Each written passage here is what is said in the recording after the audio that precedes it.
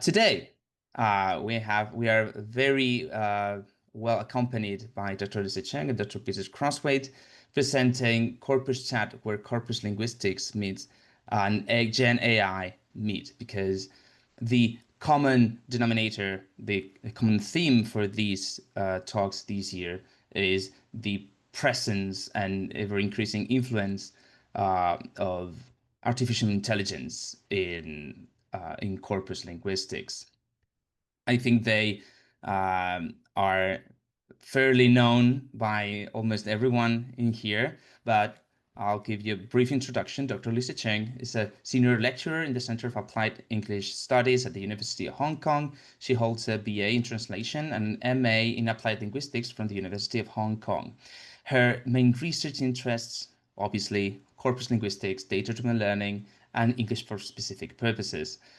She has track record of success in both research publications and grant applications. Her first co-authored book on understanding the language of dentistry is proof of research-informed pedagogical practices in the dentistry course that she has coordinated for over 10 years. Thank you for being here, Dr. Lisa Cheung. And then we have Dr. Peter Crosthwaite, who all of us know as well, who's an associate professor in the School of Languages and Cultures at University of Queensland. His areas of research include corpus linguistics and the use of corpora for language learning, that is data-driven learning, as well as computer-assisted language learning and English for general and specific purposes. He's editor-in-chief of the Australian Review of Applied Linguistics from 2024, and he's also currently serving as the editorial board of prestigious Q1 journals such as Computer Assisted Language Learning, International Review of Applied Linguistics, Journal of Second Language Writing, Journal of English for Academic Purposes, and System. I don't wish to take up much of your time. My name is Carlos Ordoñana. I am an assistant professor, assistant lecturer at the University of Murcia, who is co-hosting, co-financing these, co-sponsoring these talks alongside the Education University of Hong Kong. And without further ado, you may start. I give you the panel. Yeah. You will need to share my slides, Carlos?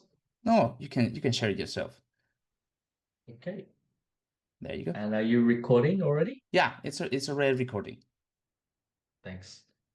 Okay, well, thanks, Carlos. Thanks, Pascal. Hello, everyone. I'm not sure why it's doing that. That's a little weird. Okay, so yeah, thanks for inviting me to, again, this by now quite prestigious series.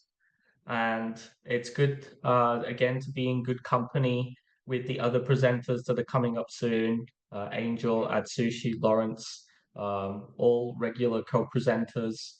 And today, obviously, we're going to give a chat on so a topic that's very close to our hearts, namely the intersection of corpus linguistics for language teaching and using generative AI for this purpose.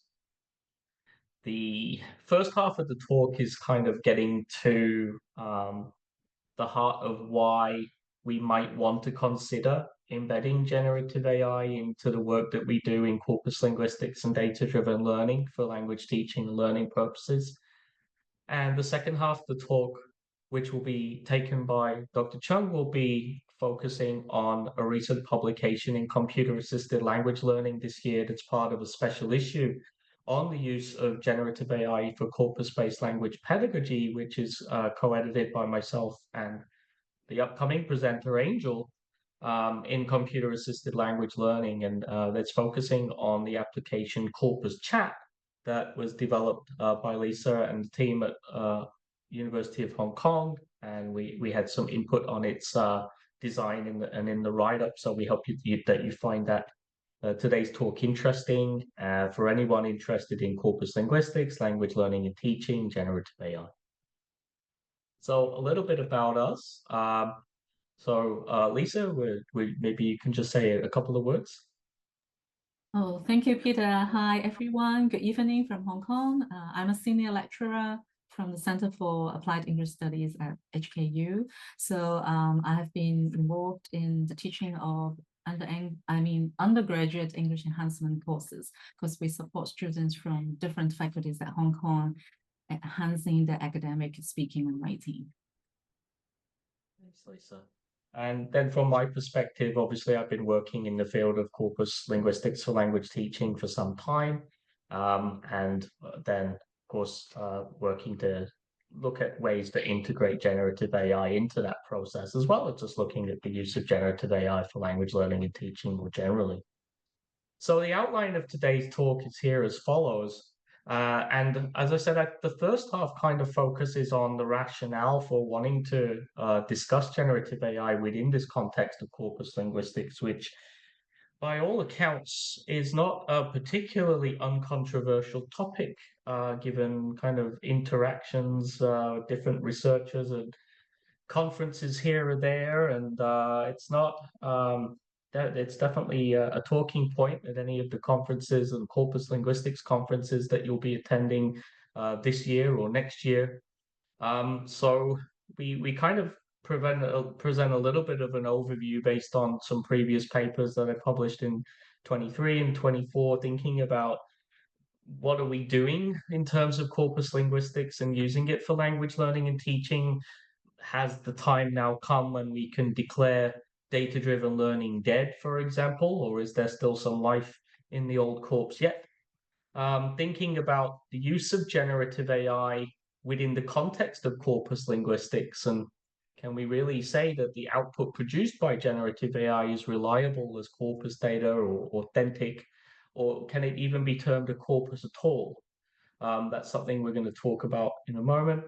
Then have a think about some different approaches to integrating generative AI into corpus language, corpus-based language pedagogy, which is Angel Ma's way of defining the kind of a teaching approach that using corpus linguistics for language learning and teaching. And before we hand over to Lisa, who's going to take us over with an overview of CorpusChat and how that works, followed by a brief discussion of where we see things may be heading next.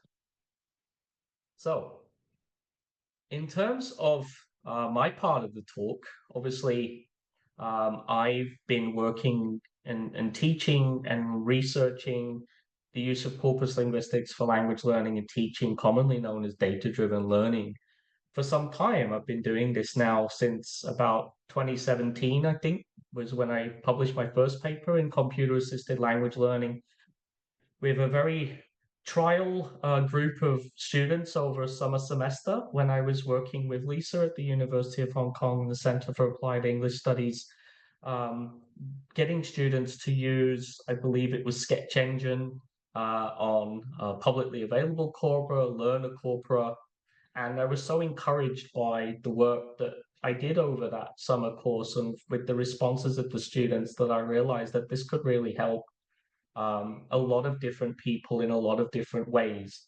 And I was definitely what you would consider a convert, going back to that expression from Utaroma in terms of corpus missionaries spreading the word. I think that I myself will have been a missionary for quite some time, particularly in trying to introduce it with pre-tertiary learners, which I guess a lot of my previous research focused on that, and I've had a lot of really good experiences working with students and teachers in many different places now, thinking about working with language data, how we can query and research language data to make language learning more fun and make it possibly more effective.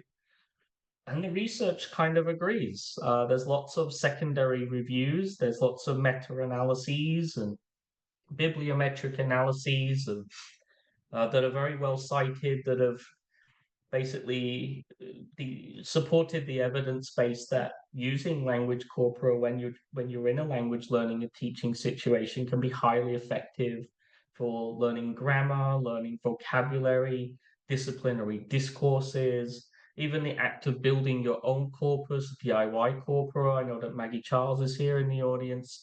The teamwork and collaboration that goes into something like that, the metacognition, all of the reflective practice that you do when you're involved in building and analyzing your own corpora. And then, of course, there's people in the room who are responsible for many wonderful DDL-friendly tools like Lauren Anthony's NConc, which you're going to have another presentation, presumably in a couple of weeks on that one. So many now wonderful open access DDL resources. There's CorpusMate, which I produced a couple of years ago with Bitvisor, Sketch Engine for language learning, Mark Davies, the English Corpora suite, Ellen LaFolle, Dana Gablasova, Paolo Pinto's different open access books of data-driven lesson planning materials. There's so much wonderful stuff out there. But in an article that I wrote prior to generative AI, believe it or not, and that still hasn't actually been published yet as a book chapter, which is why I'm not doing book chapters anymore. In case anybody asks me to do one, the answer is just a straight no, primarily because of this article now. But myself and Alex Bolton a few years back, and again, I have to stress this is before generative AI was kind of known to the world in its ChatGPT instantiation, is that there were still a lot of problems doing DDL that we identified from a kind of review of the literature. And these are in the kind of DDL is dead chapter that you can still find on ResearchGate, and it's done fairly well as a kind of opinion piece. But you can see here in the bullet points kind of some of the issues facing the field as an area of research. Definitions of theoretical underpinnings of DDL. I think ever since kind of Lynn Flowerdew's article, and she's also here in the audience today, the 2015 one, thinking about, what kind of language learning theories are really underpinning corpus consultation and DDL. Is it constructivism? Is it social cultural theory? And O'Keefe as well has also talked about this quite a lot. But a lot of these are still relatively untested in the research area, so that could be a problem for the field. Lack of studies looking at interactions around DDL or the impact of DDL at the kind of level of cognition, or whether it does actually result in improvements to learner autonomy that are not language related. So if you're doing data-driven learning, for example, does it make you a better data analyst? We still need kind of evidence in that direction. Then again, a lot of studies, and I review a lot of studies over the years, still a lack of information on the training provided. It's not as simple as just saying we used AntConc to analyze the data, but we need information about how you used AntConc, how you analyzed the data, or what data was it that you analyzed, and what was the rationale behind doing all of that. I've got another chapter coming out in a book with Niall Curry, I think is supposed to be out this month with a colleague at UQ, with Alicia, if you're here. We have the idea in that a lot of intervention-based studies involving applied linguists as the researchers kind of when they go into schools, that applied linguist is kind of seen as like the main stakeholder in whether the intervention goes well or not, and the benefit kind of goes to the applied linguist at the end of the day. But having teachers as the main stakeholders in that process is something that we talk about in this chapter as something that we want to strive a little bit more towards. A chapter that came out late last week, I believe it was Friday, with my colleague Martin Schweinberger, where we talk about an over-reliance on concordancing at the expense of other data types in DDL. Then obviously DDL, expanding the remit of DDL for learners other than tertiary students with high levels of English proficiency and good technical skills. All of these different things risked the field becoming a little bit repetitive and not really breaking new barriers or building bridges where these kind of things needed to be done. So not to make anybody feel too sad. But yeah, basically, a lot of this goes over what I was just talking about. A lot of the theory, for example, behind DDL talks a lot about concordancing. But again, in the chapter that I had out there with Martin last week, we say that there are quite a lot of DDL, and in fact, whenever I've conducted DDL recently with my students at UQ or in other places, I don't actually start with concordancing as the entry point for DDL. I find it can be still quite overwhelming, especially depending on what corpus data you're actually using and the proficiency of the students and so on. What we are interested in more is about not so much thinking about the cognitive level, like usage-based SLA, input flood, noticing, these kind of very individual cognitive um, language learning theories.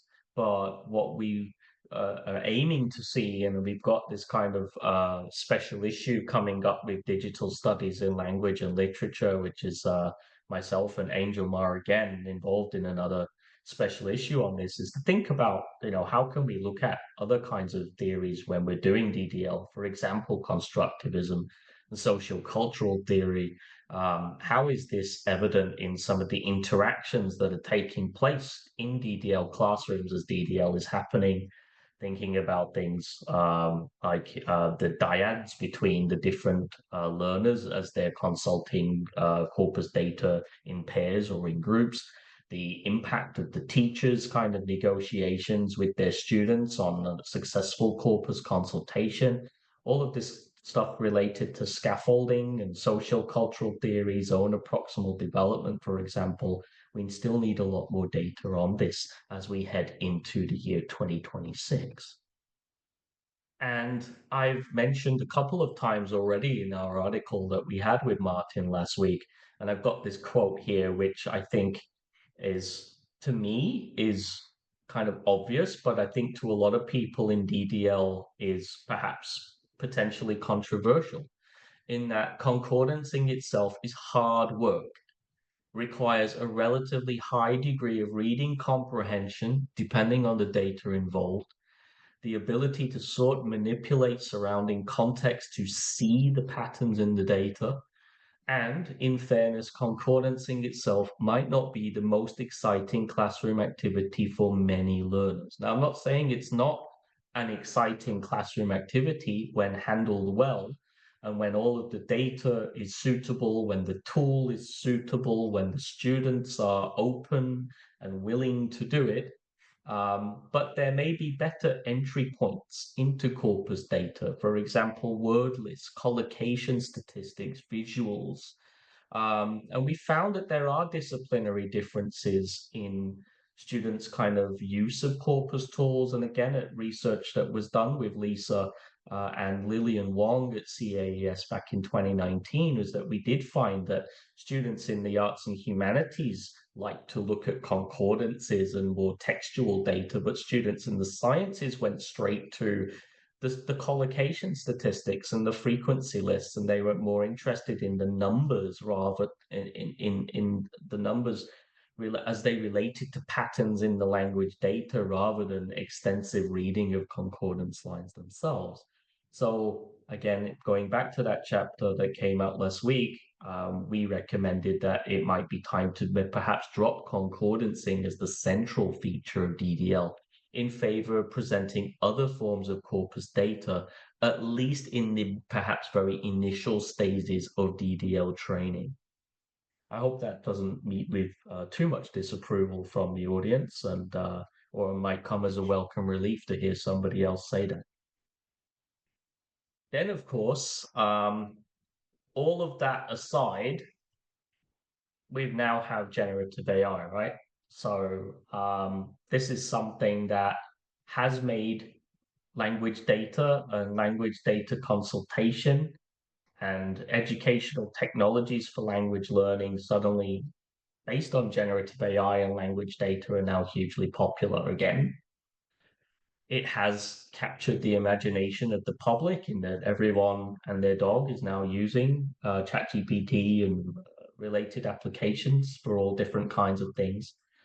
And as a corpus linguist, you often feel like if you don't jump on the bandwagon, then you risk potentially being left behind, and still trying to bang the drum for concordancing and doing data-driven learning when the people for whom that might have been useful back in 2022 may have potentially moved on to something different. So I think DDL practitioners and DDL researchers almost have a kind of responsibility to at least acknowledge how generative AI and related applications can and do affect uptake of data-driven learning among student groups, and their approach to consulting language data these days may have moved on.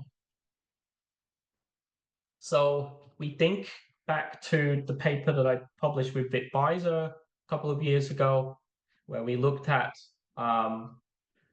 the continued case for using language corpora over generative AI, which I think, if I reflect back on this kind of in November 2025, I think that a lot of it is still very much true. With corpus linguistics, we know exactly the domain of text from which the corpus data is derived. We may not know too much about the individual learner involved in producing the corpus data, if it's a learner corpus, for example, or the original author. But we'll have enough metadata about them to be able to have a good guess as to the different kinds of grounds and variables that are involved in the text that we're working with and the language data that's produced. Whereas with generative AI, can you say that with relation to the main applications, which of course are a black box, both in terms of the models that you're working with, and then of course on the training data and all of the different lawsuits that have been happening this year, and even my own works have been tied up in the Anthropic lawsuit, for example, although I don't seem to have received any money from this just yet and don't really expect to at any point. The data, we kind of know the data, but unfortunately we didn't really consent to it.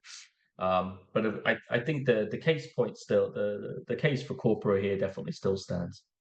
Authenticity is perhaps, when I wrote this, I was kind of like, yeah, for sure, corpus data is data that's actually produced by humans, therefore it's a reliable indicator of language in use.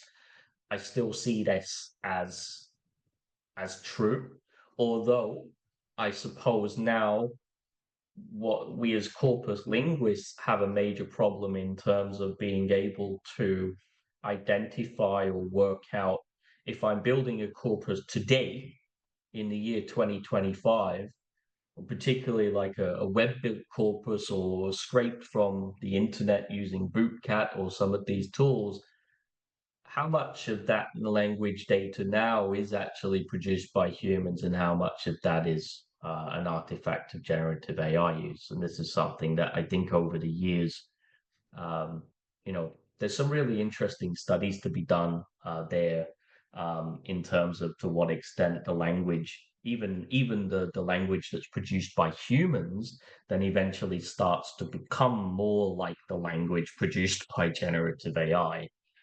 It's still authentic, but is it any good? That's a question for another day. Of course, the biggest advantage of using corpora is replicability. We can generate the same results with the same query on the same data every single time. I can press that button 100, 1,000, 1,000,000 times, and I will get the same results. And if you're in a classroom situation, that is kind of exactly what you want. If you want all of the students in the class to be able to understand the trends and patterns in the data that you're providing to them. This cannot be done in generative AI, unless a member of the audience wants to, kind of say, actually you can, but so far in my own research and published a fair number of papers of different things like written corrective feedback, producing academic writing, for example, it just can't do it. Safety, of course, is paramount. There is still a lot of schools, a lot of teachers out there who, for whatever reason, cannot still use generative AI in classroom context due to worries about sharing user data, costs, and so on. Whereas Corpus Linguistics and Corpus tools you would consider as very safe in terms of how the tools operate, where the data's come from, and generally we're not collecting and selling your data to multinational, multi-billion dollar companies. We barely collect any data for our own purposes at all. And then, of course, as there's been multiple studies now, and I cast my mind back to that one, the big one by MIT, Your Brain on DDL. No, that would be a good study, actually, Your Brain on DDL. Maybe that's one for next year. Your Brain on ChatGPT. In that, students who wrote essays using ChatGPT were not able to accurately recall any sentence from the writing that they produced, whereas students who wrote it using traditional search engines like Google or wrote it without any kinds of technology at all were able to recall sentences that they produced and claimed ownership of that text. It's the same with DDL. DDL, by its nature, is an incredibly active form of learning. So some of the things that I just said maybe were a problem before. If you've got the right group of learners and the right approach, rather than a problem, it is actually an advantage of you doing DDL over generative AI, where you can simply just put in, type in what's the most frequent word in this data set and get a response, or what are the patterns? Tell me all of the patterns in this data set without me taking the trouble to work out ways to find them and to analyze the data to locate them myself. So I don't think that's too uncontroversial. Then, moving on, in that same paper, back with VIT in 2023, we think about the case of bringing generative AI into DDL. Now, all of the shortcomings that I talked about in the previous slide, in terms of the current state of the art, tricky tools, clunky interfaces, difficult data, things not working as they should, difficulties with lower proficiency learners, all of the things that I raised earlier. Generative AI can help boost data-driven learning, corpus-based data-driven learning, definitely by lowering the required technical knowledge to query language corpora on one hand, and then to analyze language corpora on the other. I think the analysis of the language corpora is actually where the DDL takes place. So you don't necessarily need to use generative AI to analyze the corpus data unless you have specific reasons for doing so. And I think we'll talk about that later. But certainly in terms of generating corpus queries, I really do not see much continued need for corpus users to have to learn complex corpus query syntax and part of speech tags and XYZ and putting it all together in a quite cryptic code to be able to get the kind of data out of the corpus that you want to get. I do not see why, the continued case for doing that over natural language generated questions like what word goes together with this word, right? Question mark, enter, get the answer. How does that not make DDL much easier?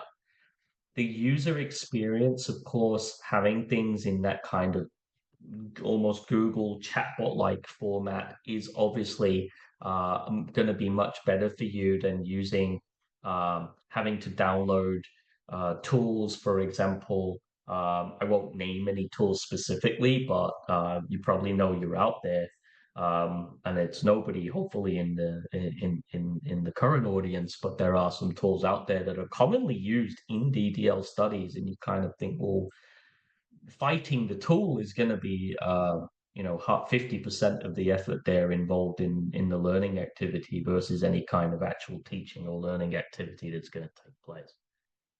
Then, of course, if you're dealing with quite specialized corpora, you run into a problem of corpus size, which then limits the retrievals that you're going to get using standard corpus-based DDL, which means then that you want to be able to use generative AI that we can pretty much kind of generate any kind of text in any kind of register that you would like to ask it for at a basic level. Yes, it might not be authentic or perfect or represent actual use, but you can get a pretty close approximation.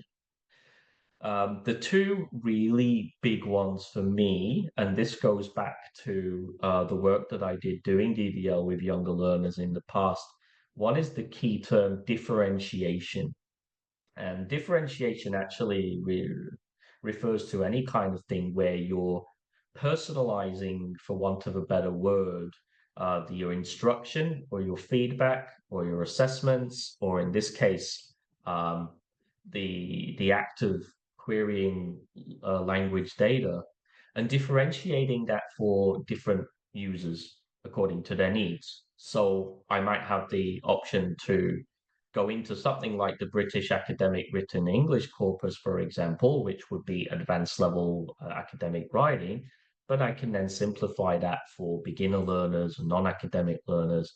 Or if I'm using like a Wikipedia corpus and I'm wanting to break this down, for example, into something that's more culturally aware, context sensitive, maybe for Indigenous or Aboriginal learners, for example, this is something that I can do at the touch of a button using generative AI. And then, of course, for language teachers, it is, despite all of the kind of great work that we've done in the past with teachers in teacher training workshops, the time taken to take corpus findings and to turn those into teaching materials can be a little bit of a bridge too far for many teachers for whom are very time poor and may not necessarily have the respective linguistic and or metalinguistic and or TPAC, the technical pedagogical content knowledge to be able to effectively translate that stuff into teaching materials. With generative AI, though, I can take a screenshot of some concordances from corpus data and ask it to build me a couple of activities around those concordances, and it will do that pretty effectively, and it will do it instantly. I mentioned before that for corpus, for corpus linguistics and for doing corpus-based research, so many people out there will say, but generative AI is not a corpus. Corpus data, principled collection of searchable electronic text, which is the definition that we like to use, is balanced. It is authentic. It is real. It's produced by humans. It's reliable, and it reflects the domains from which it is taken. And lots of studies, for example, have sought to compare corpus data, like academic corpus data, against a similar collection of academic data output from ChatGPT. And I've even had a couple of studies that have done this already earlier on in 2025. And then the researcher can then make claims that, well, compared to academic, like human-produced authentic academic writing, ChatGPT can do this, or ChatGPT cannot do this, based on the presence or absence of significant differences between the two corpora, right? But then again, is that true? The ChatGPT, what ChatGPT will produce as a corpus today might be quite different from what it decides to produce as a corpus later on that afternoon or the day after. So these findings, and even my own findings that feature in published research, have very limited temporality and are probably even harder to replicate. A study that I'm working on right now as a kind of what-if project is taking that paper that I had earlier this year and just changing the prompt to generate a new corpus.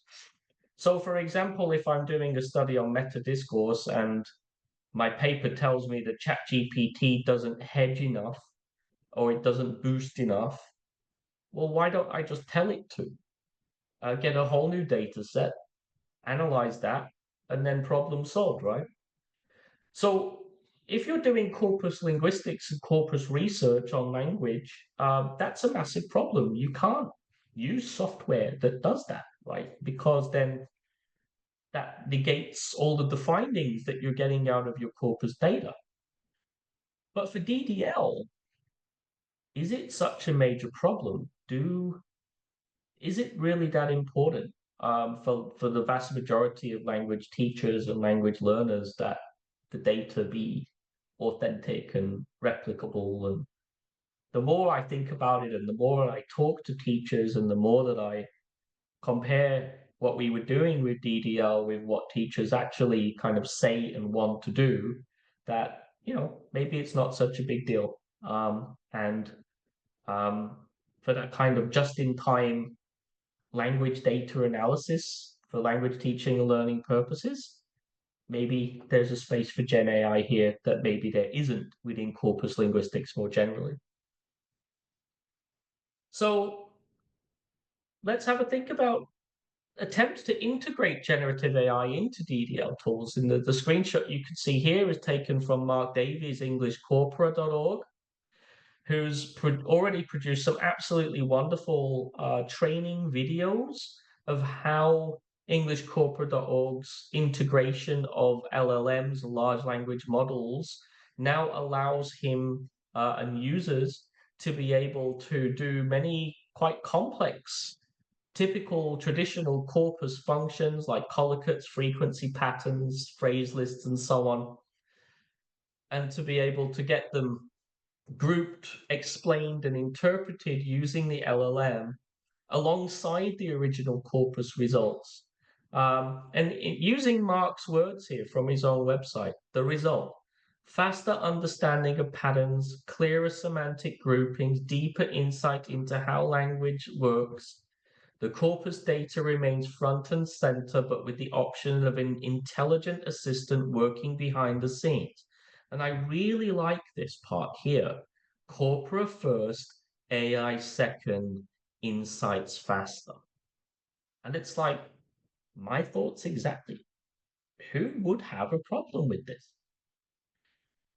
Then, of course, we have Lawrence Anthony, who is going to tell you all about Chat AI, and he's already written that up as a paper for inclusion in our special issue, which hopefully should be accepted any day. And you'll see that special issue in its entirety before the end of the year. Atsushi Mizumoto, who's going to also be presenting later on, has already embedded generative AI into many of his online DDL resources as well. The big names are already doing it. They've seen the writings on the wall, perhaps. I don't want to make that assumption for them, but that's my perspective of it, that we either do this or we get left behind. And if the big names are already doing it, maybe that's a kind of wake-up call for everybody else. Then, thinking about integrating this into lesson planning regimen. So we've got myself, Angel, Hubert Lee, who's here in the audience today. I saw we've got a new book that comes out pretty soon where we discuss how to integrate a generative AI into corpus-based language pedagogy for language teachers. We've got the book coming out soon, The Practical Guide to Corpus-Based Language Pedagogy, and this includes lesson plans provided to us by practicing teachers who took part in a corpus-based language pedagogy competition. Many of you here, maybe in the audience, were in part of that competition or made submissions to that competition, and we have the book coming out that towards the end of the book goes through that, and we kind of, in the conclusion to the book, propose a new AI CLBP framework, which combines corpus literacy, AI literacy, corpus-based language pedagogy, and the intersection of this, which we term AI-empowered corpus-based language pedagogy. This then goes along seven different stages, covering the governance and readiness for using AI within CBLP, warm-up and prior knowledge activation, input enhancement and noticing, inductive discovery and pattern formation, controlled practice, guided production, pre-production and transfer, before reflection and assessment. So, ideals to work towards at meaningfully integrating DDL, CBLP, and generative AI within the context of language learning and teaching for new and in-service language teachers in Hong Kong and around the world. That's kind of brought me to the end of my thoughts where we're at so far. I'm now going to hand over to Lisa, who's going to introduce the practical application of everything that I've been talking about so far in terms of the CorpusChat application. So Lisa, can you take over from here? Thank you, Peter. This is Lisa from Hong Kong. Okay, again, good evening, and thanks a lot, okay, for the invitation. So following on what Peter presented, I would like to start my part by saying that many years ago, computer has a significant impact on corpus data-driven learning, making corpora searchable. And now, 40 to 50 years until now, with the emergence of AI, DDL would definitely enter a new chapter. So I'm very delighted today to present an innovative platform named CorpusChat that brings GenAI and corpus linguistics together.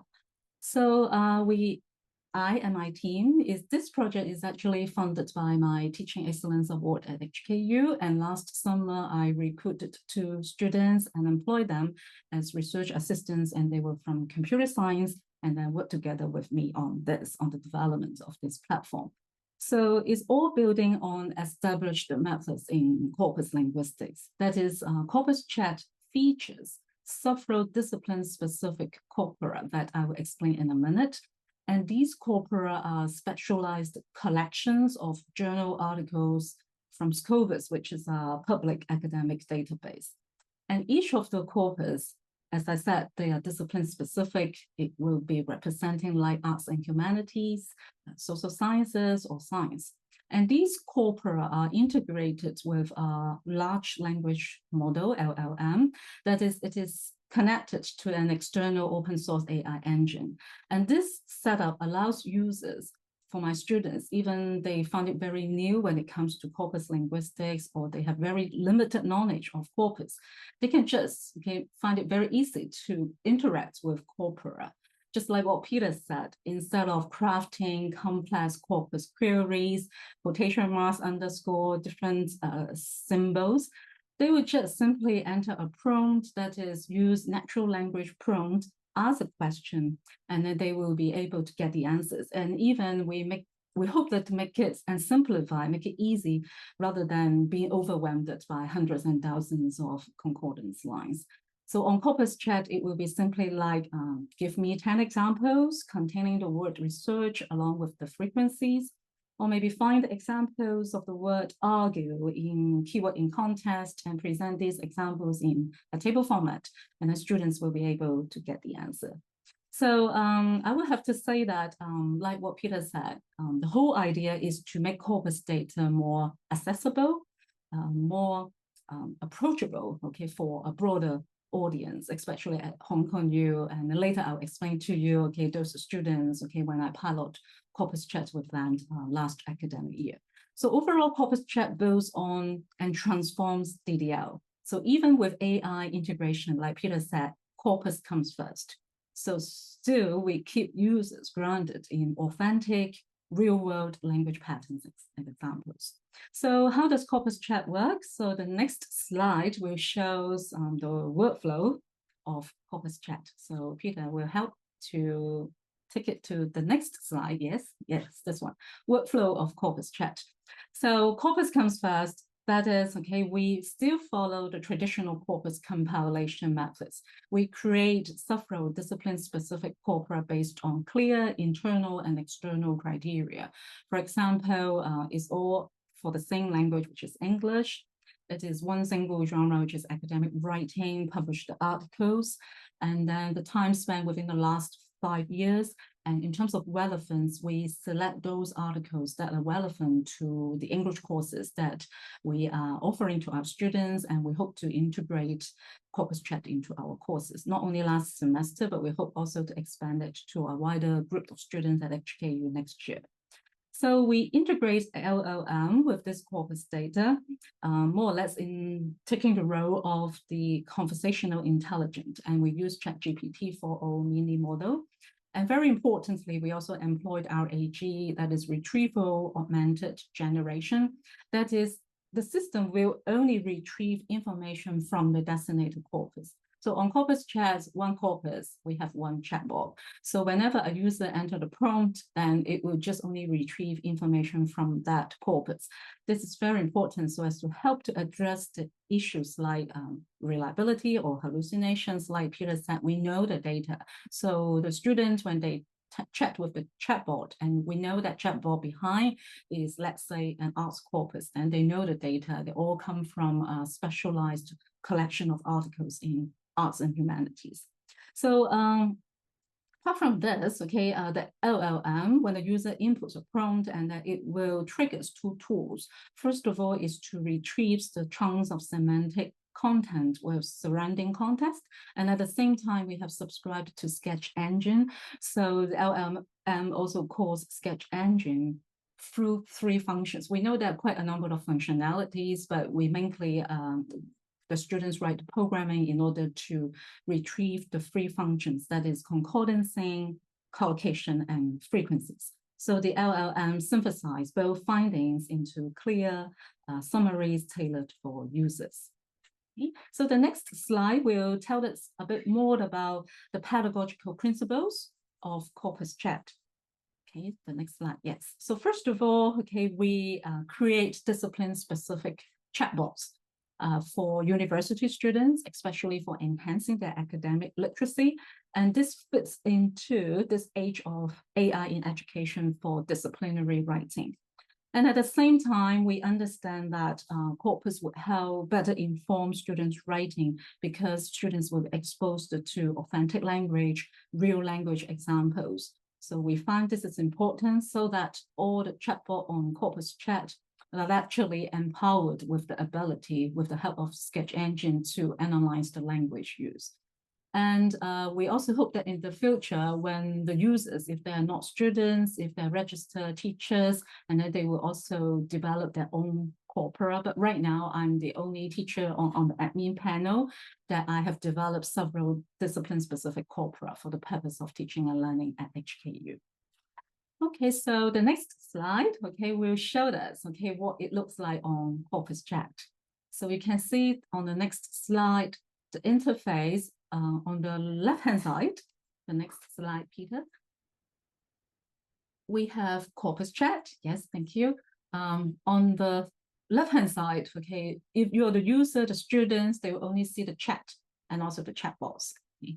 And then while for the teachers and the admin team, then we also see the buttons like, okay, developing corpus, that is upload the corpus files in order to create a chatbot. So quite a number are discipline specific. We have the dentistry is actually an outcome of TDG project. Peter was also the CI back to a few years ago when we worked together at HKU. For that one is about 400,000 word, is a collection of dentistry students' research reports, as well as some of the published articles in some key journals about dentistry. And last semester, I've piloted the chatbot for humanities and arts one with some arts students, and we're actually expanding. But right now, we have about 100 articles, which makes up about 600,000 words for this corpus. And there's a collection of journal articles published on Scopus, and we select articles that are relevant to the course themes. In a minute, I'll explain. And this year, I'm so grateful to receive a teaching development grant at HKU. We got money, and we are now developing 3 different discipline-specific corpora: science, social sciences, and also medicine and technology as well. Right now, we have already completed the science one and the social sciences one. And then you will see that is roughly 1 million, and the other social sciences one is 1.4 million word. They're all journal articles on Scopus and also selected with reference to the course theme. So as students, they will find it relevant, okay, when they talk to the chatbot. So the next slide, Peter, please. As I said, the sketch engine, okay, the LLM will trigger this tool in order to get the corpus analysis, only retrieving data from a designated corpus, and mainly through 3 functions, as you can see: concordance, frequency, and collocation. So maybe this would explain better how CorpusChat differs from other tools like ChatGPT. For example, students can just on ChatGPT and then have a prompt like, just give me some examples that contain the word gender. It will provide you with examples, but we may not know where the data come from. But imagine if these students are art students and they're writing essays on gender, and they really have to better understand how words or language patterns are effectively used in their discipline, then they can chat with the chatbot, the arts and humanities, and it will give all the examples that contain the word gender and presented in keyword in context format. Same as frequencies, ChatGPT, may not be able to give you the answers, but on CorpusChat, and then they'll be knowing, for example, especially some words that share meanings like argue, show, different citation verbs, but they would be used differently in terms of frequencies. And this means a lot in terms of representativeness because it represents the unique features of certain genre. So this information would be useful, or it may help it as lead-in activity for in a classroom, for the teacher and students to discuss, all the usages of different citation verbs. Same as for collocation. So basically, these 3 functionalities of sketch engines. So the next slides, will provide you with some information about the pilot study in the first semester last academic year at HKU. So I piloted with my class, a class of 20 students from the Faculty of Arts taking our English in the Discipline course. A little bit background is that all Hong Kong U students, they have to take a 6-credit English course, which is compulsory. And we call it English in the Discipline because we are helping them, not remedial grammar course, but enhancing the academic writing that is more representative of their own profession, their own discipline. And the pilot study students, they were senior students, and they were from the Faculty of Arts. And as you can see, most of them majored in Chinese, some in history, linguistics, psychology. This actually is a very important information. I shared with what Peter said that, as a corpus linguist or as a teaching practitioner, we have been working so hard in DDL, but sometimes students, may not be ready for this. And even for our students, for just only 2 students in the class with some linguistics background would not help a lot. So CorpusChat would be actually where this can come in order to support students. So back to the demographic information, most of the respondents were from the 2nd year and even some from the 3rd year and final year. And in general, they have achieved a pretty good English proficiency level, but most of them have not used the corpora. And we find it that's why very important and meaningful for them to get to know about corpus data when I pilot CorpusChat with them. And the next slide, we will know a bit more about how we integrated CorpusChat into this English course. So the next slide shows that at HKU, we have different English in the discipline courses. And for this English course for art students, they have to write bibliographic essays on different themes like gender, fertility, family, marriage, and they have to do a lot of readings, which is reading-based essay, and which means that they have to understand many disciplinary concepts and then bring them into their writing. As I said earlier, I have been time to time in many different ways, not just only for the arts, but in other English courses that I tried to bring DDL into the classroom, but students might not be ready and that it requires quite a lot of training. We know that for that sort of technical knowledge. So like for this class of art students, okay, some are actually majoring in Chinese, most of them are local students. So I felt that this is where CorpusChat could come in to provide support with less required technical knowledge. So I introduced CorpusChat. It is embedded into the course Moodle platform. In order to help them to be more ready, I created some tutorial videos and also had one section at the beginning of the course to explain CorpusChat and also the whole idea. And I also developed some tasks that are integrated into this English course to allow the students to go to CorpusChat and then chat with the chatbot. So the next slide shows one example of a task. I want to say that this English course actually takes a genre-based approach. That is, we take all students through the steps involved in the writing process, from the beginning, identifying a topic, to understanding the concepts, and then be more aware about language features, drafting, revising, and then finalizing the writing. Like in the middle of the course, we actually had input on citing ideas from sources. And we felt that actually students would find it quite challenging to use different citation verbs. Might be because of the word bank, they would run into vocabulary, or they keep using show all the time throughout the essay. So we have some tasks like go to CorpusChat, and then here we have a list of different reporting verbs like show, demonstrate, argue, and then go and then just have a quick prompt. Okay, give me 10 examples of demonstrate and also 10 examples of show, and then find out some of the differences in usages. And then in order to make it more inductive, usually I would not just ask them to find out the answers and that's it. I would put them in different groups, like one group of a particular verb, another group on demonstrate, and then they can share what they have chat with CorpusChat. And also in one tutorial, when I returned the essay draft, during the marking, I also highlight one major issue. And then in the feedback form, I will highlight, okay, this is what I found. Okay, you might have some problems with collocation. Can you go to CorpusChat and then find out more so that in the tutorial, you come back and then talk to me. So all these would be some of the different activities, advocating data-driven learning and also make a better use of CorpusChat to help students to be exposed to real language patterns. So at the end of the course, I had a quick survey with the students. So just happy to share with you some of the findings. I have found that quite a big group of the students in my class have used CorpusChat to correct or improve the language in writing. I realized that actually most of them have little ideas about corpus.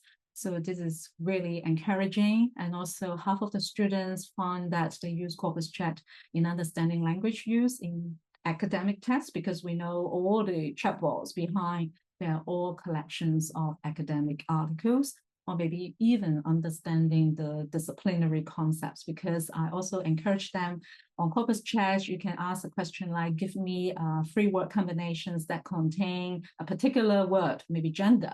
Then they will know more about not only gender, gender inequality, gender disparity, etc. So for the survey, in terms of practicality, usefulness, or friendliness, the next slides will show us some of the results. Like, first of all, usefulness is pretty positive. Average rating 4.03. That is 15 students out of the entire class found that is really useful. In a minute, I'll show you some of the student comments. And next slide, we also have user friendliness, and also practicality as well. Okay, so we can, yes. So there's a bit of a technical issue with the slides. Are we on user friendliness? Yes, user friendliness, yes. Yeah, it kind of jumps ahead by itself, so I've just stopped it doing that. Oh, okay, all right. So user friendliness is mainly about, they found it very easy to use because it's just only go to a particular chatbot representing that discipline, and then they just, type a question and then click. So the next slide about practicality is actually about 16 students, also rated very practical. So maybe in terms of these three aspects, the next slide, the student comments may complement, right, Peter? The next slide. Students comment that it's actually more reliable. They know the data. And then it's not just only any examples they would question, but now they know, okay, this is actually from academic discipline in academic writing. And also great ideas, because apart from language use, I also see that CorpusChat can be a way for enhancing students' knowledge building. Remember, I mentioned that students have to produce bibliographic essays on a particular topic, and then they really need to do a lot of reading. So I encourage them, they can also have some questions like, okay, I'm writing an essay on gender in Asia in the corpus. Okay, can you provide me some possible themes? Okay. And then this will be also a way that will help to inspire them to a certain extent. And then there's also a function for them to save the chat record. This is useful, especially in the tutorial. When I highlight the issue, then they will go and then save the chat record so that when they come in for the tutorial, they will discuss it with me about what they have found on CorpusChat.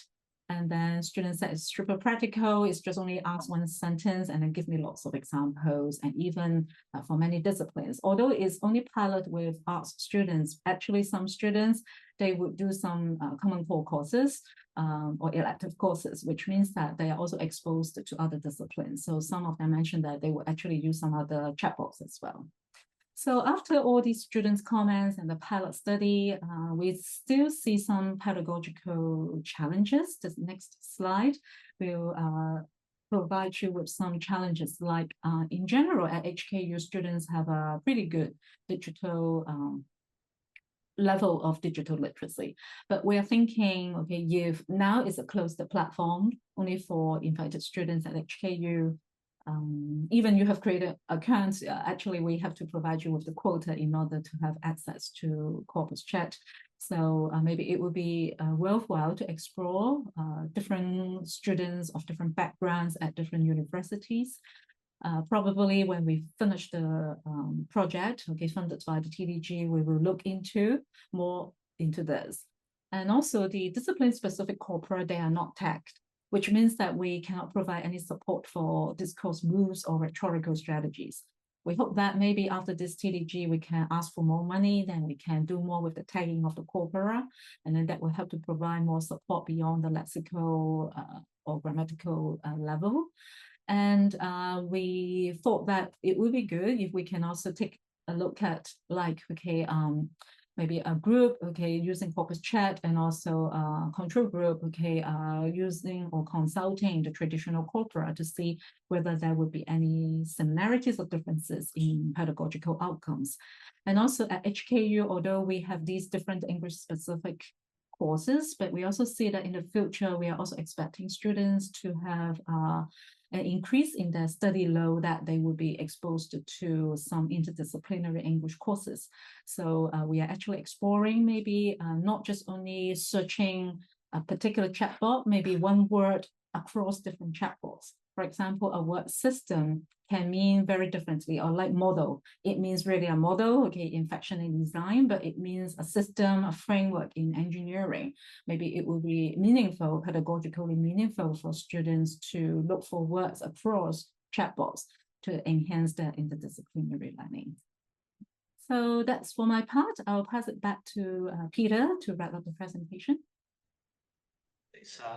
Thanks everyone for holding on, and we're slightly over the time, so this is the final slide for today. Obviously, and based on I've been going through in the chat and the Q&A and trying to answer as many of the questions as possible, and I think that the questions that we're getting kind of lead us on to like the next steps really, and where we're going with this. And a lot of questions are kind of like, well, how can you verify the data? How can you know that what the generative AI is telling you is accurate or not? And then this, of course, brings us back to DDL, right? So we've got a PhD student at the moment who's doing just this. they're taking students who are already using generative AI and giving them training in DDL, and then it goes two different ways. You start off with the corpus data and use generative AI to help interpret that.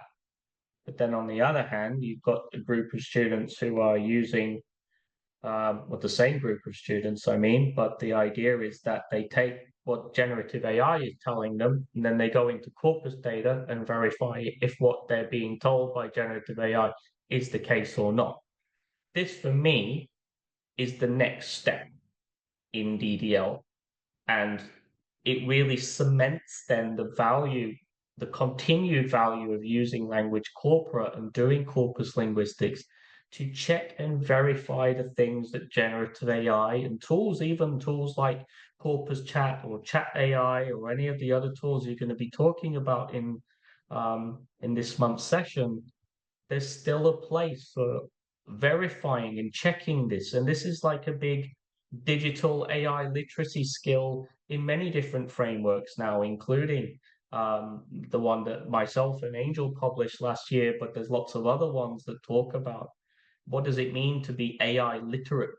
And part of testing what AI and verifying what AI is telling you is going back into corpus data and verifying some of the things that it's saying. So it's not just the case of throwing the baby out of the bathwater, but integrating generative AI requires careful consideration of the affordances and weaknesses of both approaches if meaningful integration is to occur. What we are not proposing, and again, I've kind of answered a few questions on this in the chat already, we're not proposing replacing corpora. In fact, we're kind of emphasizing the continued need for corpora in the generative AI era, because kind of somebody has to do that. And I think if we're not doing that, then it really has all been for nothing. But more important than that, as I just said, if we are now in the trust and verify era of working with language data as exposed to through generative AI, the role of corpora is much more valuable and important than perhaps we first realized now that we are in this era. But another way to look at it, as I've already mentioned a couple of times, is why compete? It's not a competition. Why gatekeep DDL to concordancy? And in my view, hasn't the ship sailed on that? You can still do concordancy. There are still so many wonderful activities that you can do, and you can go into the open access, the open educational resource book that myself and Paolo Pinto and colleagues made a couple of years ago, which has amazing lessons around concordancy and doing corpus tools and doing that. But that's not all that DDL is. And the continuing to gatekeep DDL to concordancing, I think, is an argument that no longer needs to be had. What we are instead proposing is to make DDL better, faster, smarter, and more accessible. And I think that is a goal that, for a teacher, learner, researcher, practitioner perspective, I don't see that as a necessarily controversial topic.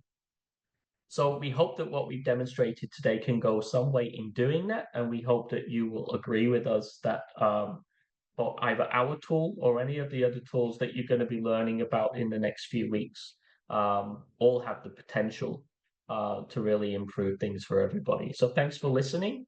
We've now got a bit of time left for Q&A.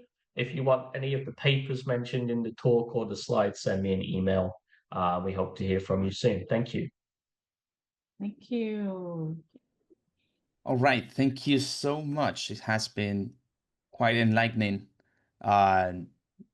piece presentation. It's actually great to have actual tools that allow us to apply generative AI to corpus queries, right?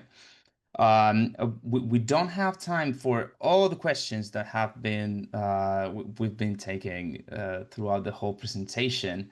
And besides, Peter has already answered most of them by himself.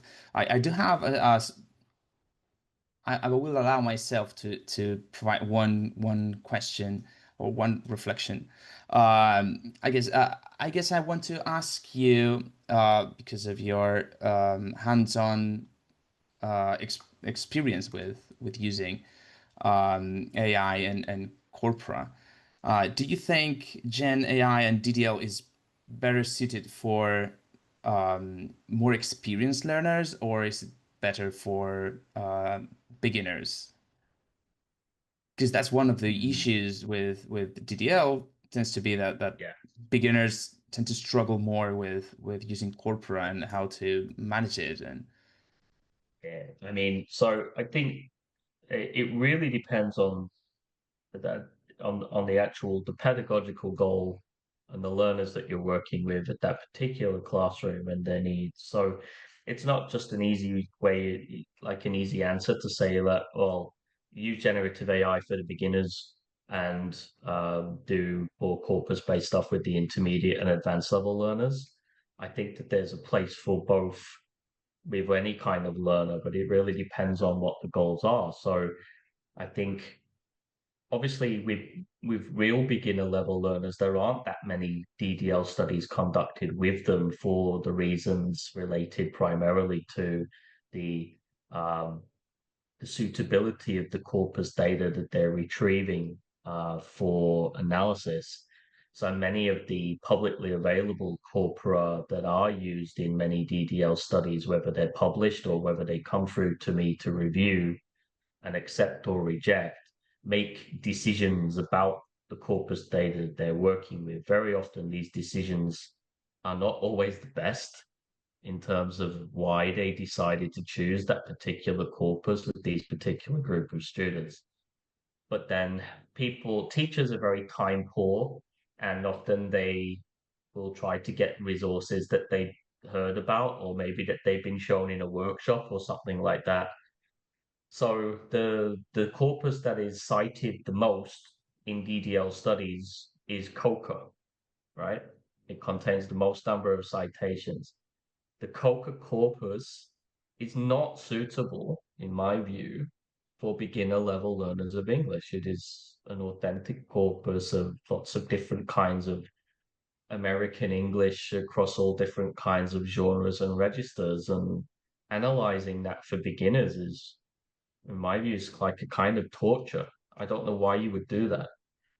So in that's the context where, though, if I've only got access to that, then why can't I use generative AI to try to streamline some of that a little bit and to try to make the results still kind of corpus focused? So again, we're not proposing to replace the patterns that are emerging from the corpus data, but the actual concordance lines one by one that you get, if you're a beginner level learner, you're just not going to be able to read them. You don't have the requisite vocabulary to be able to do that. So even if you're getting like the collocation, for example, you might be able to understand the collocation, but you've not the chances of you understanding the entire concordance in which the collocation is found is going to be really slim. So this is where generative AI, I think, can help if you're in that kind of situation. Lisa, do you have anything to say about this?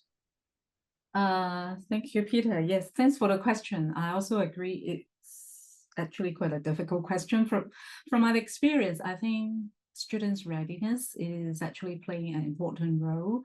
Like at HKU, I have an elective course for students doing our master's program, which will start tomorrow. And over the years, even for them, they find it quite difficult to consult the corpus.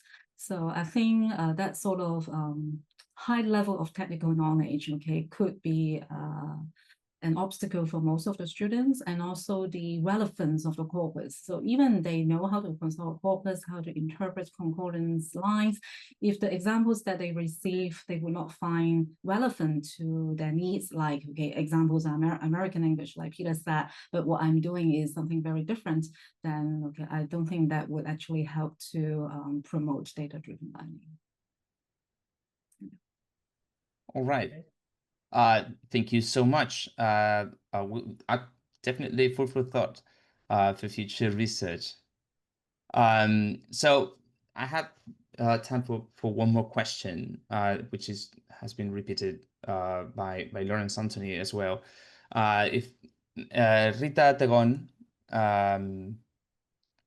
asks, if possible, I would like to have some more detail on the RIG implementation. What kind of RIG, why that RIG technique, and how is that RIG output assessed? Furthermore, some information on vector storage, etc., etc. Lisa, this one's for you. Yeah, I think Peter and I has a paper, right? I think Peter, you already had the link there in the chat box, right? Yeah, I didn't put the link to the paper, but Oh. you can Google CorpusChat in Google Scholar and it should show up. A lot of the really technical information on the RAG procedure is kind of explained in the paper. It's primarily in so it's difficult to answer the questions without the degree of kind of technical knowledge of vector spaces and things like that. I can't provide those answers for you. The research assistant who helped put that together would be able to answer that, but a lot of that is dealt with in the paper. We did test and verify it quite a lot though. So what we would do is we would take one of the established corpora that is featured in CorpusChat, and we get some tests of things like frequency statistics of different words in the corpus, and then we'd also test these in CorpusChat to see if it would come up with identical or at least very similar frequencies based on what we were asking it. And in a lot of almost all of the tests that we did, it was pretty much accurate, not 100%, but it was getting the frequencies of words and combinations of words like pretty much spot on, plus or minus kind of like 10 or 20 hits out of 1,000 results or something like that. So like any retrieval augmented generation process, you're not scanning every single embedding in the entire corpus, but it's based on how it works with the actual search that you're producing, and then the pre-training on the actual data set as well. So in terms of the corpora that we run this on, I'd say the accuracy is pretty good. Not 100%, but if it's 100% you want, why are you even trying to use generative AI to do this anyway, right? You should be doing corpus linguistics.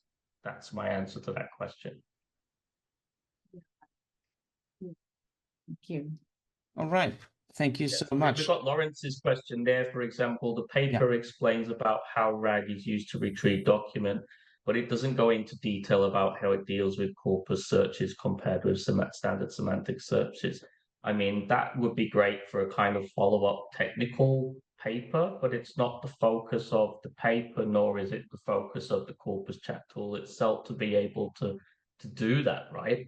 The idea is to develop a teaching tool that's used in pedagogical context, and that's what it does. If you want me to explain all of the technical nitbits behind it, I'm not able to do that. But then, as I said, why do I need to do that? I could go into great detail and do that, but then I'm kind of wasting my own time, if you know what I mean. Okay. But thank you so much. I believe we are running out of time. If there's some final remarks that you want to make before we finish the session. Oh, Pascual, you're muted right now. Okay, thank you, Carlos. Well, thank you so much, Lisa. Thank you so much, Peter. It's late in your time zones, so I really want to thank you guys for being here, sharing your fantastic research with us today. I must say this has been a very successful presentation. You have managed to bring together hundreds of people to listen to your research, and we are so thankful for everyone that has turned up today. So thank you again, guys. Over to you, Carlos and Peter and Lisa. Thank you once again for the invitation, and thanks for joining us. Thanks so much, Pascal. Thanks to all the audience. It's amazing to get 350 participants on a Monday night. I think it's pretty amazing. And best of luck to the upcoming presenters and the rest of the series. So see you in the next one. Bye. Bye. Yeah. See you soon, See you guys. soon. Take care. Okay.